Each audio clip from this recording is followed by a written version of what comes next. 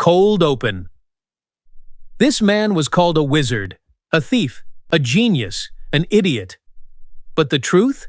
It's far more complicated than any of those labels. His name was Thomas Edison, and before we tell you how a deaf boy who couldn't finish school became the man who lit up the world, you need to know something dark about him first. In 1903, Edison did something that would haunt his legacy forever. He publicly electrocuted an elephant named Topsy, and he filmed it.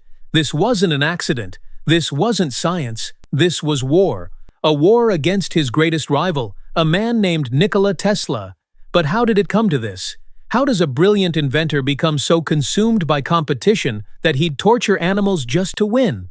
The answer takes us back to a small town in 1847, to a boy everyone called an idiot. Act 1, The Broken Boy. Thomas Edison was born with an abnormally large head and was frequently ill. His father was convinced something was deeply wrong with him. Thomas asked endless questions about everything he saw, driving his father to exhaustion. But his mother saw something different. She saw curiosity, not deficiency. One day, young Thomas watched a goose sitting on her eggs and became obsessed with understanding why. That night, he snuck into the neighbor's barn, stole the eggs, built a nest, and tried to hatch them himself by sitting on them. It was innocent enough, even charming. But Thomas's curiosity had a darker side. Another time, he started a fire in his father's barn just to see what would happen. The flames grew so massive that if the wind had shifted, it could have burned down the entire town. His father was furious and humiliated. He dragged Thomas into the town square and whipped him in front of everyone, calling him an idiot in front of the whole community. For a young boy, this kind of public shame cuts deep. It creates something inside you, a need to prove everyone wrong, a hunger that never quite goes away. Things got worse when Thomas contracted scarlet fever. Money was so tight that his father had to pull him out of school to afford medicine. When Thomas finally returned to class a year later, he was far behind the other children. The teachers whispered about him, calling him slow, defective, damaged. One day, Thomas overheard two teachers mocking him, and something inside him snapped. He ran home in tears and told his mother he would never go back to that school. His mother made a decision that would change history. She refused to believe her son was an idiot, and she decided to educate him herself. She taught him reading, writing, and arithmetic, but more importantly, she let him follow his own interests instead of forcing subjects on him. Thomas discovered a book of scientific experiments and performed every single one. Then he asked for another book, and another and another. His basement became his laboratory, filled with chemicals, metals, feathers, bones, anything he could find. But even his mother's patience was tested when Thomas tried to make a boy float by feeding him chemical powder. The boy didn't float, he just got violently ill. Another time, Thomas attached wires to two cats' tails and tried to rub them together to generate static electricity. He just got clawed to pieces. But nothing could stop Thomas when he was curious about something. The problem was, curiosity required money for better equipment. So at 12 years old, Thomas got a job selling newspapers on a train. For a boy obsessed with machines, working on a train should have been paradise. But one day, carrying a stack of newspapers taller than himself, Thomas noticed his train was already leaving the station. He ran after it desperately and managed to grab onto a boxcar just as it pulled away. But he was losing his grip. Just before he fell beneath the wheels, someone grabbed him by both ears and yanked him up to safety. Thomas felt something snap inside his head. By the time the pain subsided, he realized he could barely hear anything. The accident had left him partially deaf, and his hearing would only get worse for the rest of his life. The deafness changed Thomas. He became more isolated, more focused, more obsessive. He later said that losing his hearing helped him concentrate for longer periods without distraction. He even set up a small laboratory in the train's baggage car so he could experiment while working. But during one experiment, he knocked over a bottle of phosphorus and started yet another fire. He was fired immediately, but Thomas would get a chance at redemption. One day at the station, he saw a train approaching and a baby crawling directly onto the tracks. Thomas didn't hesitate. He sprinted forward and scooped up the child just seconds before the train roared past. The baby belonged to the station master, who had noticed Thomas constantly hovering around the telegraph machine in his spare time. Thomas was fascinated by this device that could send messages across vast distances almost instantly. As a thank you for saving his son's life, The station master taught Thomas everything about the telegraph and helped him get a job as a telegraph operator. The pay was only about $20 a month, but for the first time since his accident, Thomas felt genuinely excited about his future. Act 2: The Hungry Inventor. Throughout the 1860s, Thomas worked as a telegraph operator, but he couldn't just do his job normally. He was always tinkering, always improving, always testing. One job required him to send out a signal every hour throughout the night to prove he was awake and working. Thomas found this boring, so he built a machine that would automatically send the signal while he took naps. When his supervisors discovered this, he was fired. At another job, Thomas upgraded a telegraph receiver into a repeater, meaning messages could pass through automatically without someone manually relaying them. This was genuinely innovative, but his supervisor had been working on something similar and got jealous when a teenager beat him to it. Thomas was fired again. This pattern repeated for years. Thomas would take a job, start experimenting with the equipment instead of following instructions, and get fired. By the time he was 20 years old, Thomas returned home feeling completely defeated. He was poor, increasingly deaf, and had nothing to show for all his work. But then a letter arrived from a friend telling him about a job opening in Boston at Western Union. Thomas jumped at the opportunity. When he arrived in 1868, he was so fast at tapping out Morse code that Western Union immediately hired him. But Thomas couldn't stop tinkering. He made several useful improvements to the telegraph, and when a telegraphy journal wrote about him, companies started offering him money to develop inventions for them. This gave Thomas the confidence to quit his job and become a full-time freelance inventor. His first independent invention was a simple vote recorder for lawmakers. They could press a yes or no button from their seats, and the votes would be counted automatically. Thomas was proud of this invention and filed his first patent for it. But when he showed it to the Massachusetts legislature, they told him it was illegal to use. Thomas was devastated. He'd spent all his money developing something nobody wanted. That's when he learned the most important lesson of his career. He said, "I find out what the world needs, then I proceed to invent it." From that moment on, Thomas decided he would only work on inventions that had commercial demand, things people would actually pay money for. His next invention was an improvement on a telegraphic stock ticker, which definitely had commercial demand. A company quickly found 30 clients for it, but Thomas got cheated in the deal and sold his patent rights for almost nothing. Being a freelance inventor was much harder than he'd imagined. Thomas was learning valuable lessons, but those lessons weren't paying his bills. He became increasingly desperate. He knew there was one invention that could make him serious money if he could just get it right.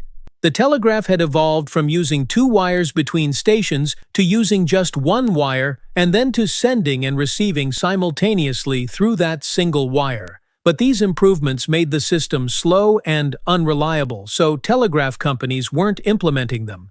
Thomas set himself an ambitious goal: to create the first truly functional duplex telegraph that could send and receive messages simultaneously through 1 wire without any bugs. Since Thomas had built a reputation as a capable inventor, he was able to borrow $800, which would be worth over $18,000 today. If he succeeded, he would effectively double the capacity of telegraph wires and cut their cost in half. Telegraph companies would pay huge sums for that technology. But when Thomas presented his invention to a major telegraph company at midnight on a Saturday, he couldn't get any response from the operator on the other end of the line. Either the operator was asleep or Thomas had built it wrong. Either way, nobody was buying his invention. Thomas was now in serious financial trouble. Nobody in Boston would finance his inventions anymore, so he spent the last of his money on a train ticket to New York. When Thomas arrived in New York, he didn't have a single penny to his name and he hadn't eaten in days. He had to trick a store owner into giving him a free sample of tea bags, which he then traded for 5-cent dumplings a few blocks away. His one friend in New York was out of town, so Thomas spent his first night wandering the freezing streets, alone and hungry. The next morning, Thomas befriended a fellow telegrapher who loaned him $1. It may not sound like much, but it meant Thomas could eat 5-cent dumplings for 20 days. As he roamed the streets, cold and penniless, it was impossible to imagine that he would soon become one of the most influential people in the world. Act 3: The Breakthrough. Thomas went to see a well-known inventor named Franklin Pope and offered to work as his assistant in exchange for just a place to sleep. Pope gave him the dingy cellar in the laboratory's battery room. It wasn't much, but it beat the street. Pope had invented a device that displayed the current price of gold via telegraph, and virtually half of Wall Street relied on it. One day, as Thomas was admiring the central device during trading hours, it suddenly broke down without warning. Half of Wall Street couldn't access the data it desperately needed. Pope's firm was facing immediate collapse because he couldn't figure out how to fix it. But when Thomas examined the gold indicator, he immediately saw the problem. One tiny spring had gotten loose and wedged itself between two gears. The machine was simply stuck. Thomas fixed it in seconds. The business was saved, and the next morning, Pope's business partner promoted Thomas and raised his salary to $300 per month, which was far more than anything he'd ever earned. Before long, Thomas had perfected the gold indicator. Western Union personally hired him back to improve a stock printing system that occasionally printed random numbers. When this happened, Western Union had to find which endpoints had failed and dispatch employees to manually reset them, which was expensive and time-consuming. Thomas devised a way to reset all the endpoints simultaneously from the central telegraph without anyone needing to physically go to them. This single innovation saved Western Union so much money that they offered Thomas $40,000 for the patent rights to the invention. That's over $1 million in today's money. This was truly life-changing. Thomas had gone from starving on the streets with nothing to feeling rich at 24 years old. But the craziest part is that it took him less than 30 days to spend nearly all of it. This sounds irresponsible, but it was actually brilliant strategy. Western Union only bought the patent rights, but Thomas kept the manufacturing rights for himself. As part of the deal, Western Union gave Thomas an order for 1,200 stock tickers, which over the next few years would earn him almost $500,000, equivalent to around $13 million today. Thomas spent his initial $40,000 building a manufacturing plant, a laboratory, and hiring other capable inventors to work as his assistants. This way, he could create more inventions, sell them for large sums, and then manufacture them for even more money. He called it an idea factory where he and his assistants would carry out all kinds of experiments to test his many ideas. Thomas filled the lab with every chemical he could find and every type of metal possible. He also collected random materials like peacock tails, bullhorns, and porcupine quills, just in case they might be useful someday. However, Thomas had a very unique style of inventing. Ever since childhood, Thomas despised mathematics. He couldn't understand how numbers related to anything in the real world. When it came to calculus, trigonometry, and physics formulas, Thomas was completely useless. Instead, when working on a new machine, Thomas would visualize it. Down to the smallest gear and even the flow of electricity, Thomas could see in his mind how all the moving parts fit together, how they could be repurposed, combined, or improved. Even though his methods were unusual and unscientific, they were undeniably effective. Between 1872 and 1873, Thomas filed 53 separate patents, including improvements on the stock ticker and the telegraph. This has led to controversy around Edison in the present day. Some feel he gets too much credit for other people's inventions. For example, Thomas didn't invent the typewriter, but he did improve it significantly. Another argument is that he was more of a businessman than an inventor, because his company took credit for inventions created by the many assistants he hired. The truth is more nuanced. Thomas Edison was both an inventor and a shrewd businessman, which is what separated him from most other inventors. He was always focused on the commercial side of invention and kept reinvesting profits to expand his business. Producing so many patents didn't come easy. Thomas frequently gathered his assistants and formed what he called an insomnia squad, who would stay awake for up to 3 days working on an invention until it was absolutely perfect. He famously said, "Genius is 1% inspiration and 99% perspiration." Thomas pushed his employees hard, but he was right there with them, working harder and longer than any of them. The laboratory became his home. In fact, his obsession with work soon became problematic. Thomas had married a woman named Mary and had children with her, but Mary did most of the parenting while Thomas worked in his lab. Mary grew increasingly lonely and isolated. feeling neglected by Thomas, who often slept in his lab instead of coming home. Mary developed health problems and died at only 29 years old. This left Thomas suddenly responsible for 3 children by himself. Shortly after, he married another woman named Mina, had more children with her, and resumed his singular focus on his laboratory work. Act 4. The Wizard emerges. In 1873, the United States faced one of its worst financial crises. Companies stopped coming to Thomas for improvements to their machines. But Thomas didn't panic. He figured if he could invent something useful enough, people would buy it regardless of the economy. America and Europe were so reliant on the telegraph that if Thomas could improve it substantially, he could get telegraph companies paying him again. Years earlier, Thomas had tried making a duplex telegraph that could send and receive signals simultaneously over the same wire.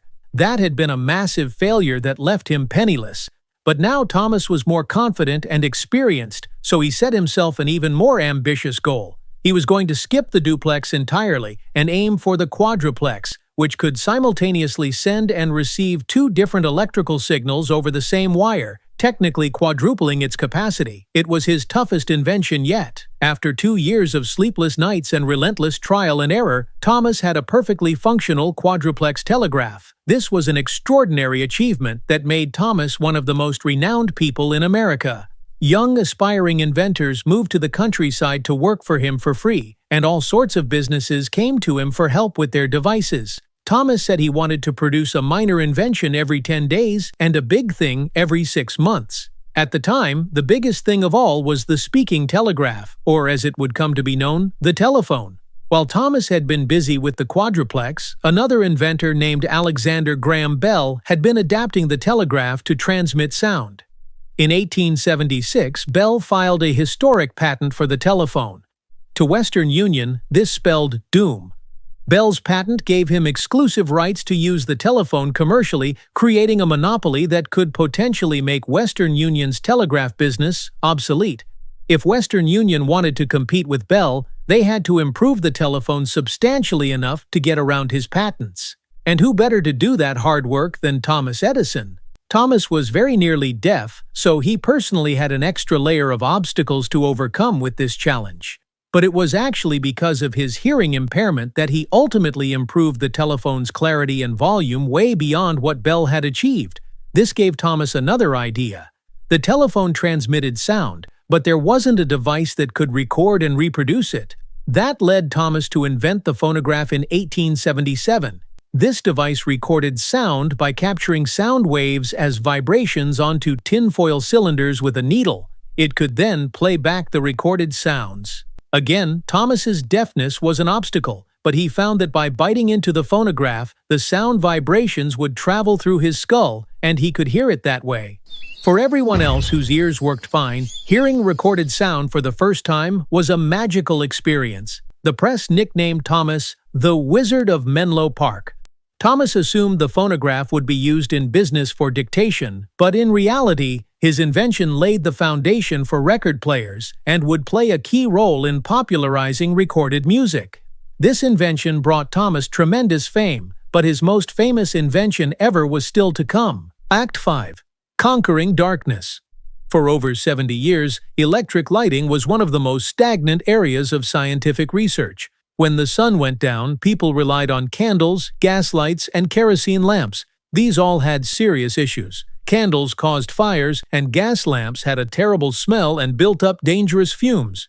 In 1878, Thomas became determined to change that. He wanted to focus on incandescent light, which shined by heating a thin filament through an electric current. These had been introduced back in 1808, but nobody had found a way to make them burn for more than a few moments. The light needed to be small, tolerably bright, use little current, last a long time, individually switch on and off, and be cost-effective. That was just the beginning of the challenges. Many inventors before Thomas had tried and failed. Everyone believed it was basically impossible to make a working incandescent light. But Thomas publicly declared he would perfect incandescent lighting. Even though the press, his investors, and even his own assistants thought he'd gone insane, Thomas got to work with his usual enthusiasm. The main reason incandescent lights could only burn for a minute or two was the filament. For the light to glow, the filament had to be heated to extremely high temperatures without melting or burning out.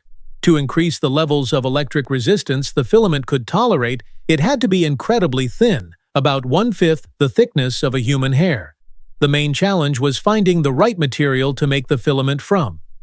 Thomas spent his first few months experimenting with string, cotton, and other organic filaments. When that didn't work, he moved to metals.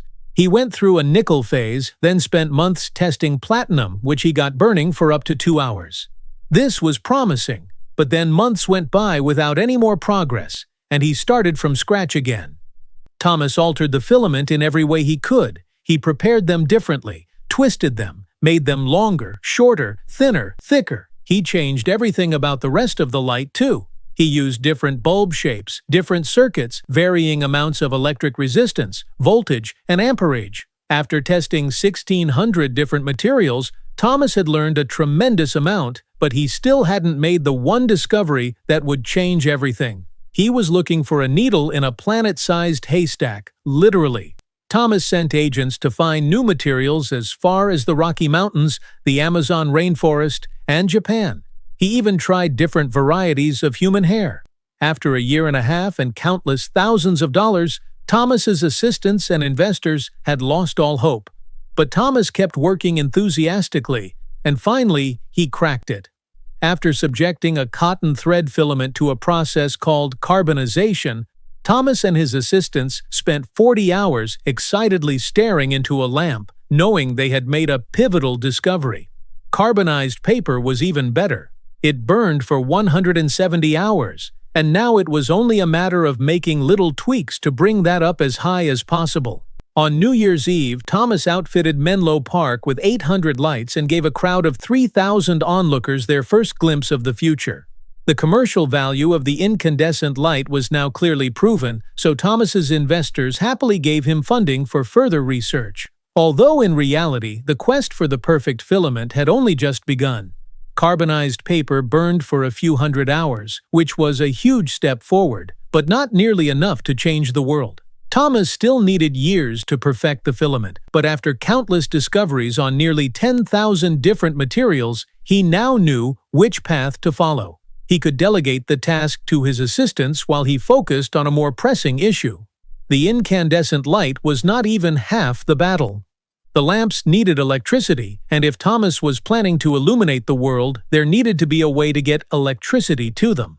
Thomas's next challenge was to design an entire industry to deliver electricity on a massive scale, which clearly wasn't going to be easy. Thankfully, being the world's most famous inventor had its advantages. Thomas frequently attracted world-class geniuses to come work with him, and there was no better man for this job than a young Serbian immigrant by the name of Nikola Tesla. Unfortunately, he would end up becoming Edison's greatest rival. Act 6. The War of Currents.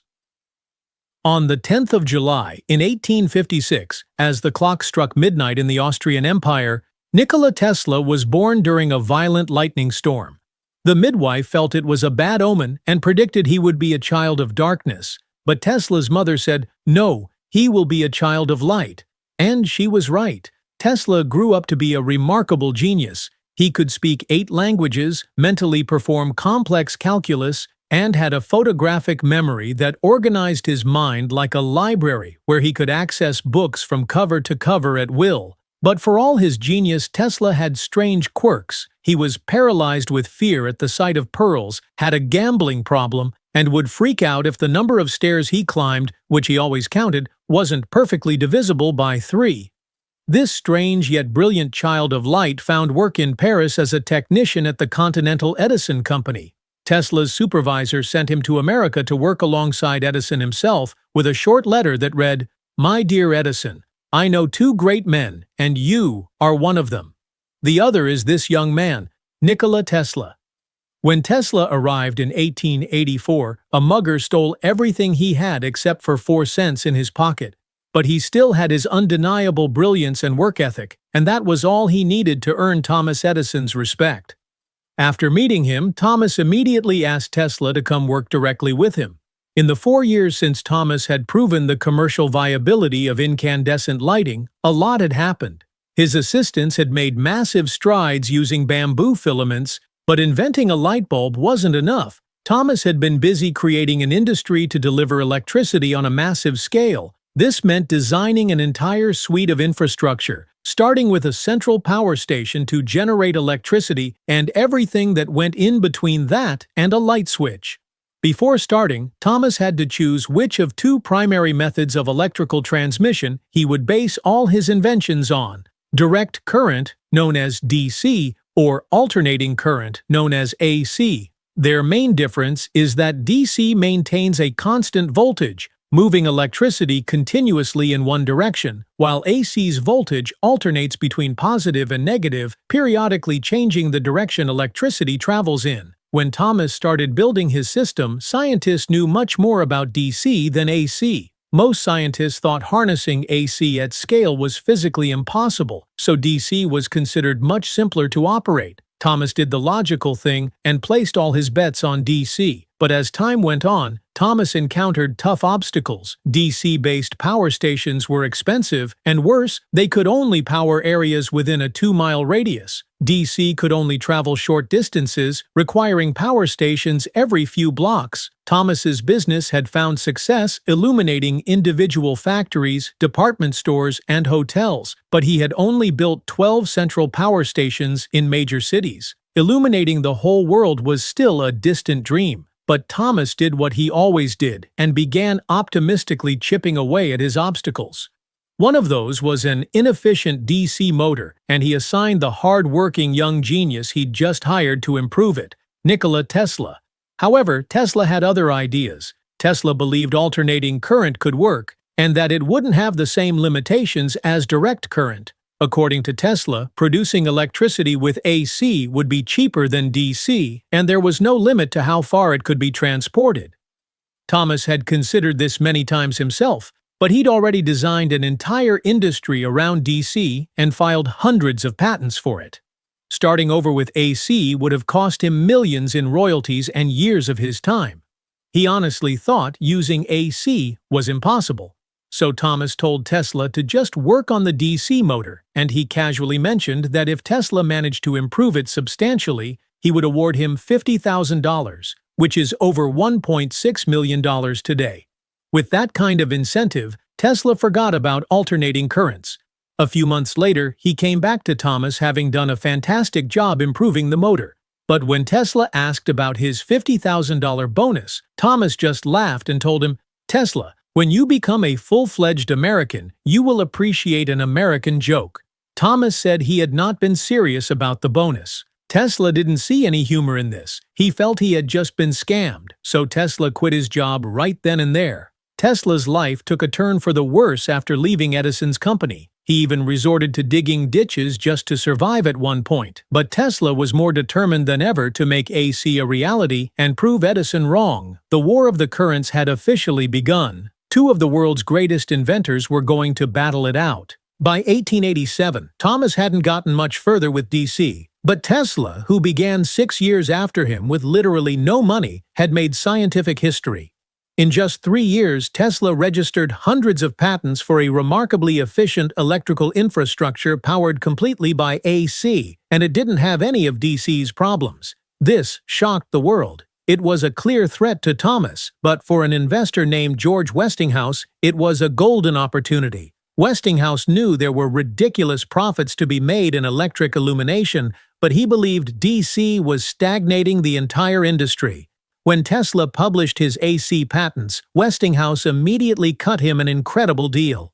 Adjusting for modern inflation, Westinghouse paid Tesla a flat fee of $2 million for his patents and a monthly $65,000 salary to help implement the system. On top of this, Westinghouse gave Tesla a significant chunk of his company's stock, which was bound to grow explosively. But the craziest part is that Tesla's royalties for the main alternating current patent alone were estimated at more than $100 million at the time, $3.3 billion today. That was just one of hundreds of patents registered to him. Tesla was on track to become the richest man alive. Thomas knew he was on the losing side of the war of currents, and this brought out the worst in him. When it came to delivering electricity on a massive scale, AC was simply the better option. But as a businessman, Thomas had to look out for himself. His investors were considering going with Westinghouse instead, so he launched an all-out propaganda war. Thomas started by lying about the dangers of AC in newspapers. When that wasn't enough, he secretly funded the invention of the electric chair using AC so people would associate AC with death. When that wasn't enough, Thomas paid kids on the street to bring him stray puppies that he would electrocute with AC in public demonstrations. He even electrocuted an elephant with AC and made a movie about it. Despite his best efforts to scare people about the dangers of AC, many of Thomas's investors saw through his lies and went with Westinghouse instead. While Thomas Edison was busy torturing helpless animals, Westinghouse and Tesla were busy improving their AC system.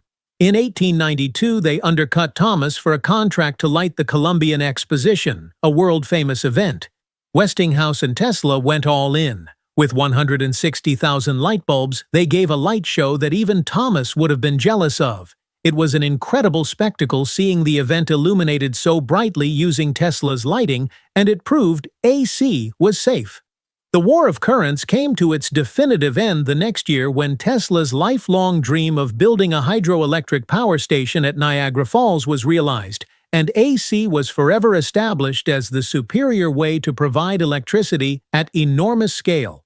Today, alternating current is the main way we power our cities, homes, and industries. You could definitely say Tesla won the war of currents.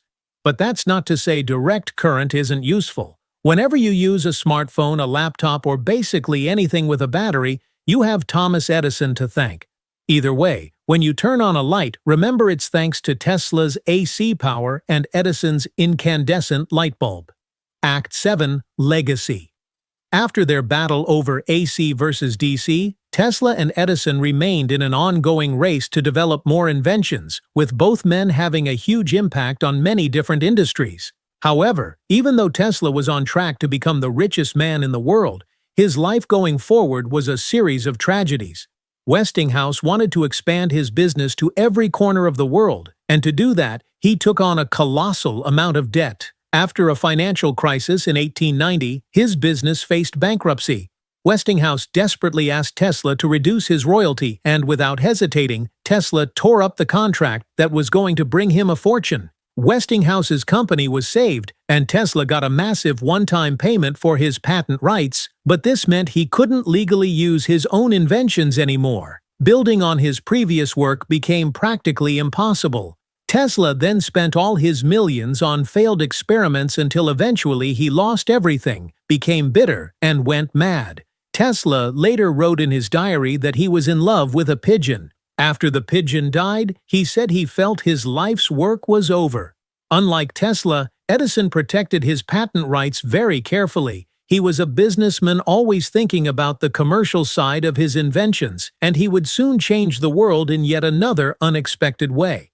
By 1886, Thomas had reduced the cost of producing a light bulb to just 22 cents. He'd built over 500 isolated lighting plants and raised the number of big city central stations from just 12 up to 58. Thomas was a legendary inventor, but he was also a remarkable businessman.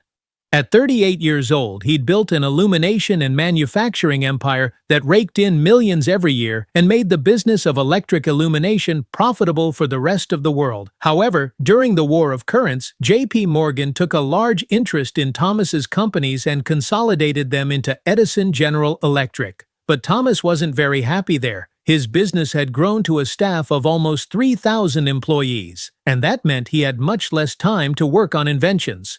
Most of the time, he was acting as a manager.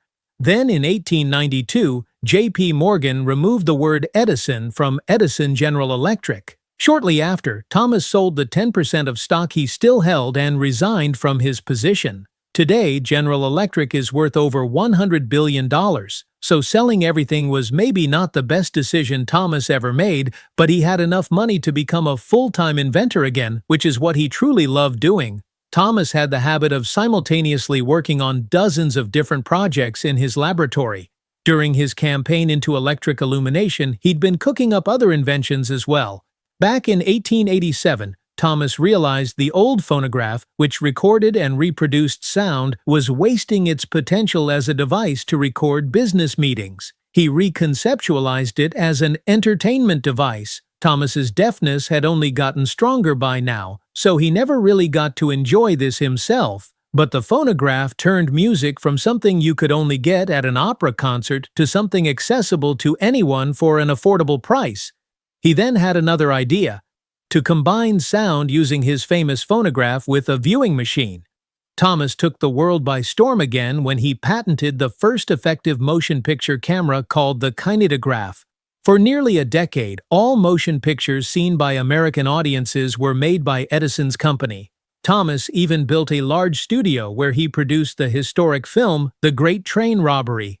This spurred the entire world to improve on his ideas and create even better cameras, but it also paved the way for thousands of artists to advance the art of filmmaking. In the early 1890s, more competitors arrived on the motion picture scene. To try and avoid paying to use Edison's patented equipment, some early movie makers moved across the country to a tiny suburb of Los Angeles in California, hoping to move far enough away from Edison that it would be hard for him to take legal action against them. So in a weird way, Edison led to the creation of Hollywood. On a list of most important people in film history, Edison was ranked in the top 10. He also played a large part in the invention of the projector and the radio. In his quest to build an electric car with Henry Ford, Thomas completely revolutionized battery technology. Thomas Edison didn't waste a second. It's no wonder that for 20 years, popular newspapers and magazines consistently voted him as America's most useful citizen. Edison filed his 1093rd patent in 1931, and he died that same year at age 84. The United States held a minute of silence as a mark of respect for the man whose inventions had changed the world. So who really won in the end? Thomas Edison died wealthy, respected, and powerful. Nikola Tesla died alone, penniless, and forgotten. But here's the thing about legacy. It's complicated. Edison was a genius inventor, but he was also ruthless in business. He stole credit, tortured animals, and destroyed rivals to protect his empire. Tesla was a pure scientist who gave away his fortune for the advancement of humanity, but his refusal to think commercially meant his brilliance died with him. The truth is, both men lit up the world in different ways. Edison showed us that innovation needs business savvy to change the world. Tesla showed us that some people invent not for money, but for the pure love of discovery. Every time you flip a light switch, you're using Tesla's AC power delivered through systems built on Edison's business model. The wizard and the child of light, neither could exist without the other. History doesn't remember pure villains or perfect heroes. It remembers those who changed everything. And these two men, for better and worse, changed everything.